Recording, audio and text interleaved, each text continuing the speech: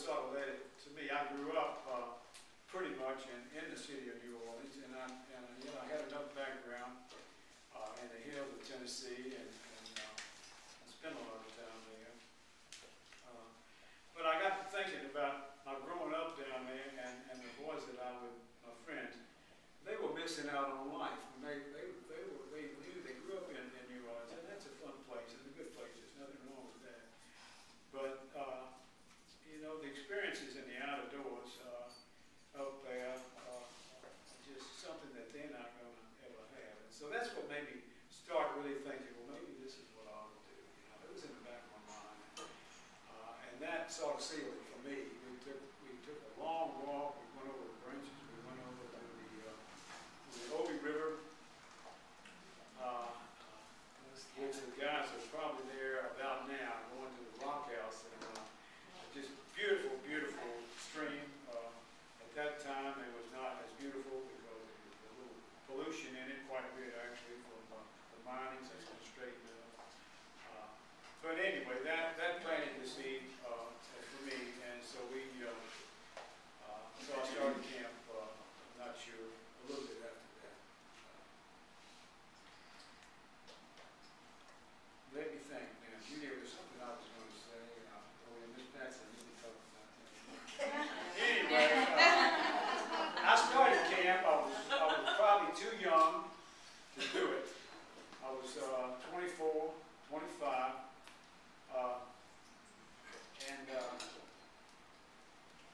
That first, of course, I was single. That's another strike against me. That first year we had, I knew I could fill a cabin with friends from New Orleans, and we had just a 2 to 4 week period. So we came up there at the very last minute, and while I was teaching school to have a job at that point before camp started. And we had built one log cabin. Someone, when they bought the place, said, you really need a log cabin now. And now this was the days before log cabins were plentiful, before it was the in thing maybe even, to have log cabins. And when I started country there was electricity out there, there were telephones. So our first few years were pretty rough, pretty rusty.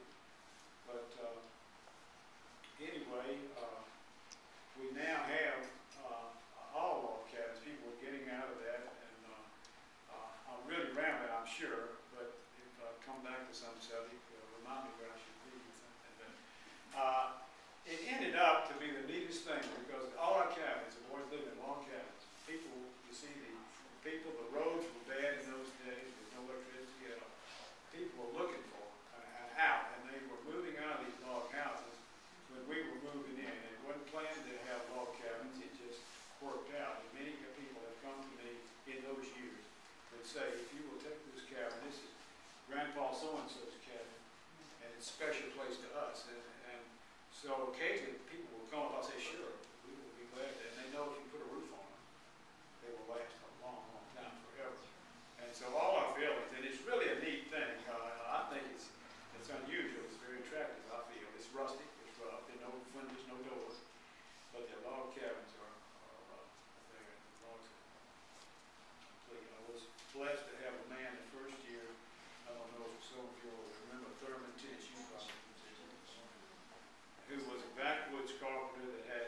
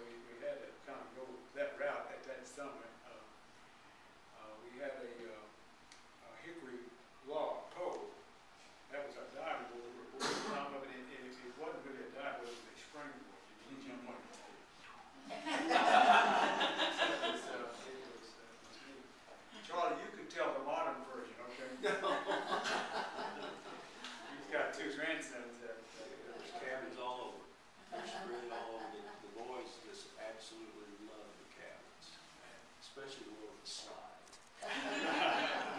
In case you don't know, and Patsy were presented by the Tennessee Historical Commission a certificate of merit for the preservation and restoration of the cabins.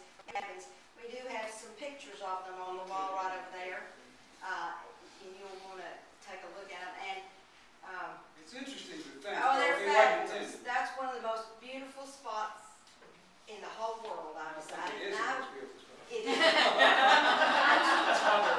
That's true. So it's, but be sure and look at those